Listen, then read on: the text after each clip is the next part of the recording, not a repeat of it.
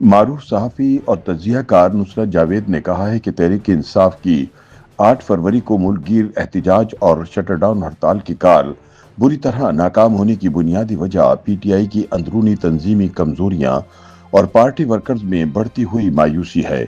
اپنے سیاسی تجزیے میں نصرت جاوید کا کہنا ہے کہ لاہور، پشاور، کراچی اور دیگر بڑے اور چھوٹے شہروں سے تعلق رکھنے والے ایسے سیاسی کارکن جو برسوں سے عملی سیاست کا حصہ رہے اور ماضی میں مسلم لیگ نون یا پیپلز پارٹی سے نظریاتی وابستگی رکھتے تھے، اس صورتحال پر حیرت اور تشویش کا اظہار کرتے دکھائی دیتے ہیں۔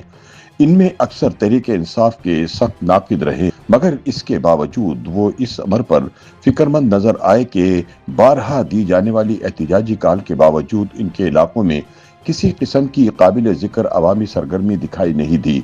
ان کارکنوں کی تشویش محض تحریک انصاف کے احتجاج کی ناکامی تک محدود نہیں رہی، بلکہ معاملہ مجموعی سیاسی عمل تک پھیلتا دکھائی دیتا ہے۔ عوام کی ایک بڑی تعداد نہ صرف پی ٹی آئی بلکہ مجموعی طور پر سیاسی جماعتوں اور سیاست سے بیگانگی اختیار کرتی محسوس ہو رہی ہے، جو مستقبل کے لیے ایک خطرناک رجحان سمجھا جا رہا ہے۔ ان کا کہنا ہے کہ یہ وہ طبقہ ہے جو ماضی میں ذاتی مفادات کی بجائے نظریے کی بنیاد پر سیاست کرتا رہا، مگر اب وہی لوگ آنے والی نسلوں کے سیاسی مستقبل کے بارے میں شدید خدشات کا اظہار کر رہے ہیں۔ ان کے نزدیک یہ کیفیت کسی ایک جماعت کی ناکامی نہیں بلکہ پورے سیاسی نظام پر عدم اعتماد کی علامت ہے۔ ان کے مطابق تحریک انصاف کا عروج دراصل اسی سیاسی بے چینی کا نتیجہ تھا جو 2 دہائیوں تک پیپلز پارٹی اور مسلم لیگ نون کی باہمی محاذ آرائی، حکومت گرانے اور الزام تراشی کی سیاست سے پیدا ہوئی۔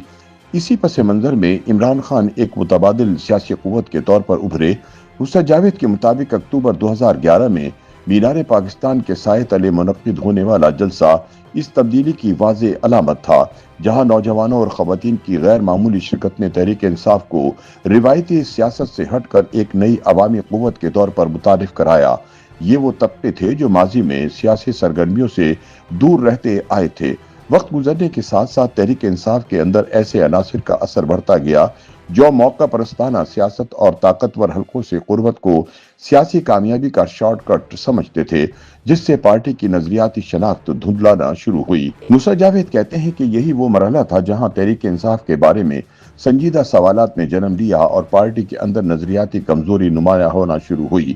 جس کے اثرات بعد ازاں حکومت اور اپوزیشن دونوں کرداروں میں واضح طور پر سامنے آئے۔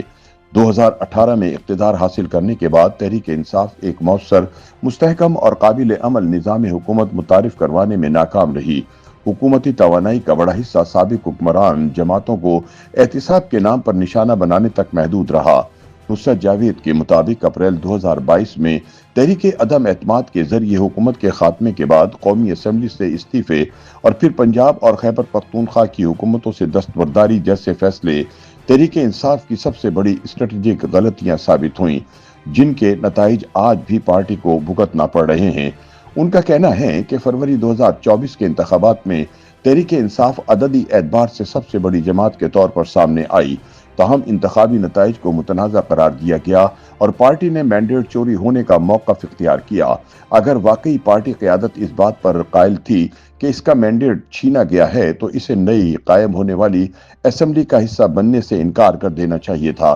جیسا 1977 میں اس وقت کی اپوزیشن نے کیا تھا۔ واضح سیاسی فیصلوں کے بغیر احتجاجی سیاست کو دیر پا جواز فراہم نہیں کیا جا سکتا۔ اسی پس منظر میں 8 فروری 2026 کے لیے دی گئی پہیہ جام ہڑتال سامنے آئی، مگر اس کے لیے کوئی مضبوط عوامی فضا یا منظم سیاسی تیاری دکھائی نہیں دی۔ نصرت جاوید کے مطابق نومبر 2024 میں اسلام آباد میں پیش آنے والے واقعات کے بعد تحریک انصاف اب تک خود کو منظم اور اثر نو متحرک کرنے میں ناکام رہی ہے، جس کے باعث احتجاجی کالیں عملی نتائج پیدا نہیں کر پا رہی۔ اس کی ایک بنیادی وجہ یہ بھی ہے کہ تحریک انصاف عمران خان کے گرد گھومتی ہے اور ان کے جیل جانے کے بعد سے اس کی اسٹریٹ پاور بھی ختم ہو گئی ہے، لہٰذا پاکستان میں جمہوری عمل کی بحالی اور عوامی سیاست میں نئی روح پھونکنے کے لیے تحریک انصاف کی جیل سے باہر موجود قیادت کا فعال کردار ناگزیر ہو چکا ہے، کیونکہ موجودہ حالات میں عوامی لا تعلقی خطرناک حد تک بڑھ چکی ہے۔